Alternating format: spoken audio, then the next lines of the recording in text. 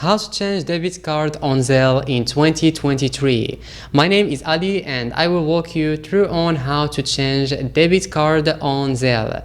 It's not something difficult at all. It's so easy, just some simple steps that you need to follow and you're going to be able to change debit card on Zelle. Okay, so the first thing that you need to do is to go to your phone. Okay, and first I want to tell you that don't worry about this. It's just some simple steps that you need to follow and you're going to be able to change debit card on Zelle. Okay, so don't panic, just follow what I'm going to show you right now in this video. So just go to your phone and after go to Zelle app and open it.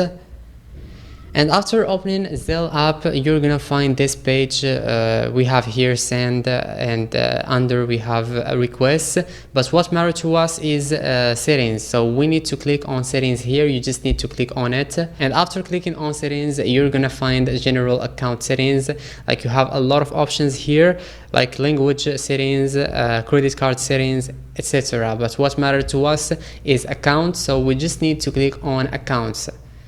Okay, after clicking on account, you have here the option of switch accounts. So we just need to click on switch accounts.